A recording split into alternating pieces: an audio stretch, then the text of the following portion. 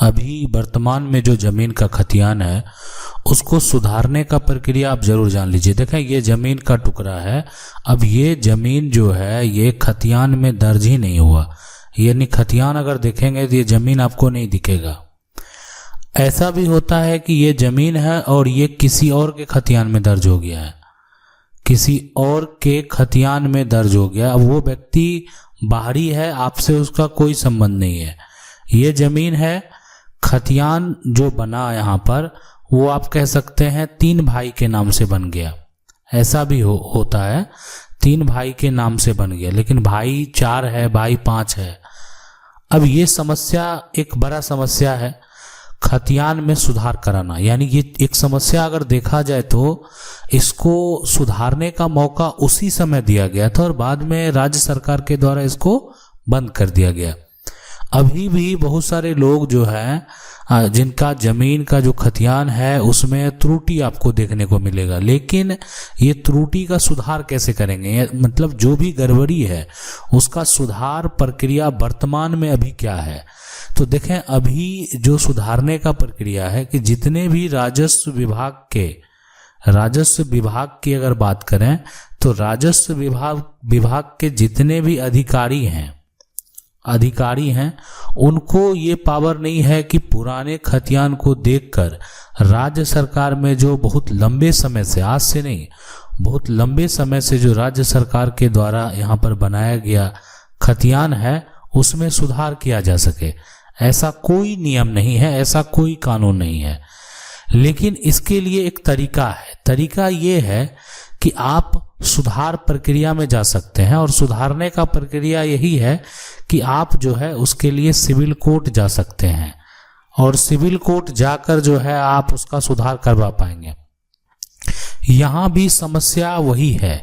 Sir, मेरे साथ यही समस्या है कि मेरे दादा 4 भाई थे, उनका पूर्वज का जो जमीन नहीं था तो उन्होंने जमीन खरीदी अलग अलग जगह से और सर्वे खतियान बना अलग अलग, लेकिन उसमें से 4 भाई का नाम नहीं है।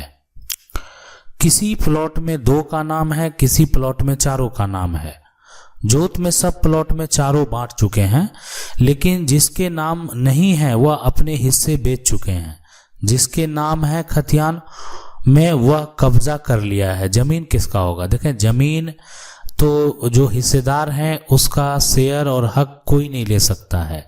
तो इस मामले को लेकर आप जो है सिविल अपील में अगर चले जाते हैं तो इससे क्या होगा कि आपको अपना हक भी मिलेगा, यानी आपका जो कानूनी अधिकार है वो भी मिलेगा और आपका जो कागजात है उसमें भी सुधार हो जाएगा। यानी आपका हक तो बनता ही है, इसलिए कि आपके पूर्वज का ही के द्वारा ये जमीन प्रॉपर्टी को खरीदा गया था। अब ये पूर्वज के द्वारा जो प्रॉपर्टी खरीदा गया, अब उसमें से एक हिस्सेदार बेच दिया, लेकिन फिर भी उसका नाम जो है अभी भी दिख रहा होगा, इसलिए कि किसी का तो नाम दर्ज ही नहीं हुआ है। तो अगर नाम दर्ज नहीं हुआ है तो आपको दर्ज करवाना है, मतलब आगे जो कागजात तैयार होगा उसमें आपका नाम होना चाहिए।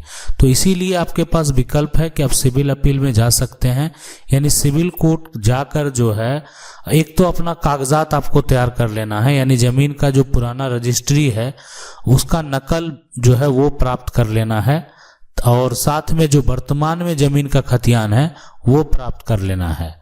अब इसमें अगर देखा जाए तो सबसे पहले जो समस्या उत्पन्न होने वाला है ये कि जो हिस्सेदार जमीन बेच चुके हैं उनका शेयर चला गया, उनका हक चला गया। अगर कोई हिस्सेदार अपने हिस्से से अधिक प्रॉपर्टी बेचे हैं तो जितना अधिक बेचे होंगे तो जितना एक्स्ट्रा दूसरे का अगर वो बेच दिए होंगे, एक्स्ट्रा जो जमीन मान लेते हैं ये एक दूसरे हिस्सेदार का जमीन है और एक हिस्सेदार जिसका नाम था वो बेच दिया, तो इसका जो सेल डीड है वो कैंसिल हो जाएगा, यानी जमीन का जो रजिस्ट्री है वो भी कैंसिल हो जाएगा। तो इसलिए विकल्प है आपके पास। अभी तक अगर आप कागजात को नहीं सुधारे हैं तो आपको जरूर सुधार करा लेना चाहिए।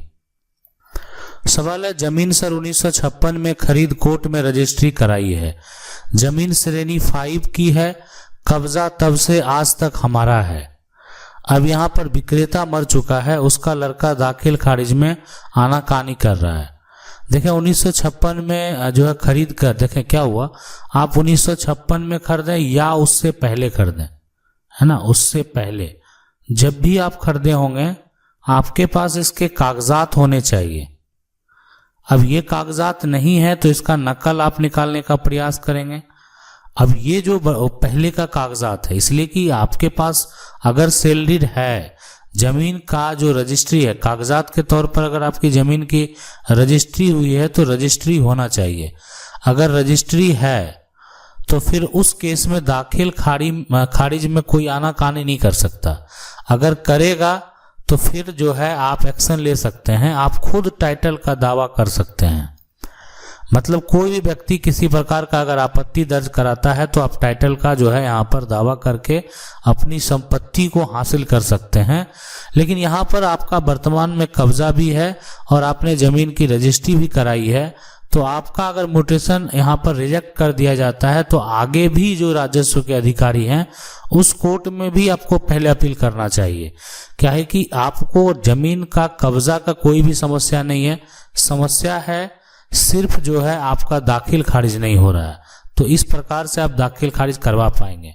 मान लेते हैं कि जो अंचल के अधिकारी हैं या जो तहसीलदार हैं उनके यहाँ से जमीन का म्यूटेशन को रिजेक्ट कर दिया गया, तो आगे जो है यानी जो अब उसके ऊपर लेवल के अधिकारी हैं वहां पर आप जो है अपील कर सकते हैं अपने केस को।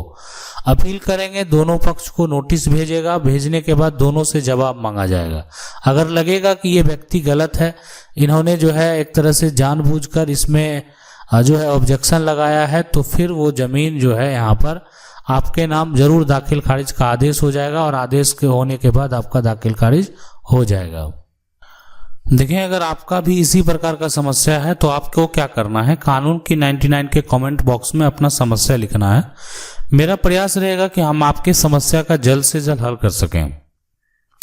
सवाल है सर, हम 60 साल से जिस जमीन पर रहते हैं वो दूसरे के नाम से है, अब 60 साल बाद हमें वहां से अब हटा रहे हैं, तो सर हम क्या करें? उस जमीन पे मेरा घर भी बना है और आधा जमीन खाली है, अब उसमें रहने नहीं दे रहे हैं, क्या करें? कोई यहाँ पर समाधान बताएं। देखें अगर आपका सबसे पहले तो आपको प्रयास करना है घर खाली नहीं करें। अगर आप रहते हैं उसमें तो रहने नहीं दे रहे हैं तो घर आपको खाली नहीं करना है, खाली नहीं करना है, पहली बात। दूसरी बात यह है कि अगर आपका वो आप खुद घर बनवाए हैं तो आपके नाम से वहां पर बिजली का कनेक्शन जरूर होगा। अगर आपका एड्रेस की बात करें यहाँ पर, तो एड्रेस में भी आपका वही एड्रेस दर्ज होगा जहां पर आपका घर है।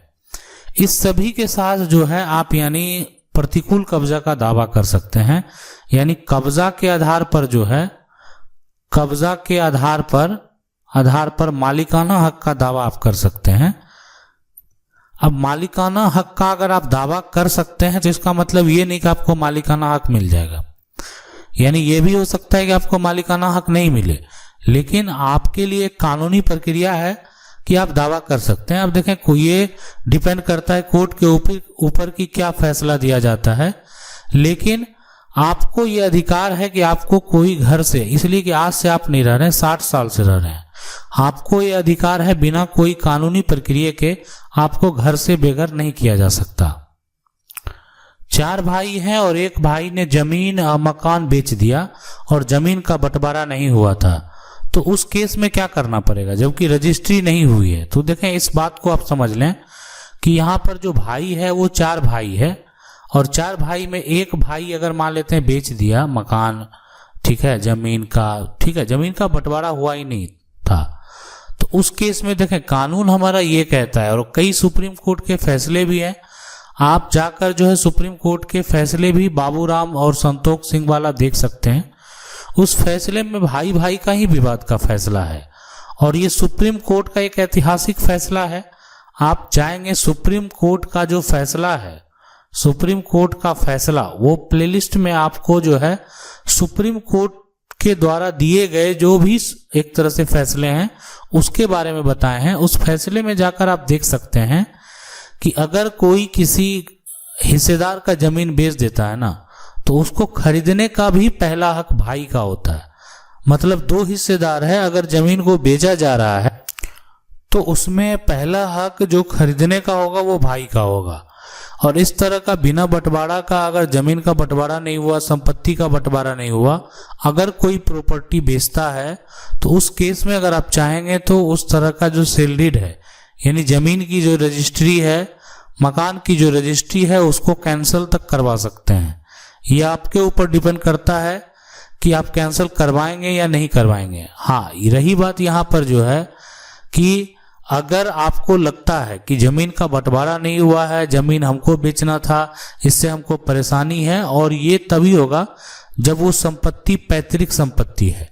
अगर किसी का अर्जित संपत्ति है तो उस केस में ऐसा नहीं होने वाला है। सवाल है सर, हमारे आवासीय भूमि के आगे बिहार सरकार का भूमि है जिसका अतिक्रमण वाद इतना जो है यहाँ पर मधुबनी बिहार अंचल अधिकारी महोदय जो है यहाँ पर अंदरी ढाठी कोई कार्रवाई नहीं कर रहा है। तो देखें, एक चीज है कि अगर मान लेते हैं आवासीय भूमि के आगे अगर बिहार सरकार का भूमि है, अगर उस पर किसी प्रकार का अतिक्रमण है तो अतिक्रमण का कंप्लेन आप कर सकते हैं। अगर उससे आपको किसी प्रकार का कोई परेशानी है, उसके लिए भी आप शिकायत दर्ज करा सकते हैं। लेकिन अगर कोई भी सरकारी जमीन है, सरकार को जब भी जरूरत पड़ेगा जमीन का, तो सरकार के द्वारा उस जमीन का जो रजिस्ट्री है उसको आसानी से कैंसिल कराया जा सकता है। इसी प्रकार से आप भी कानून की 99 पर अपना सवाल जो है यानी कमेंट करके अपने समस्या का हल करवा सकते हैं। अगर आपको वीडियो अच्छा लगा तो वीडियो को लाइक जरूर कर दें। कानून की 99 को अगर पहली बार देख रहे हैं तो सब्सक्राइब करके बेल आइकन जरूर दबा लें। मिलते हैं अगले वीडियो में, तब तक के लिए जय हिंद।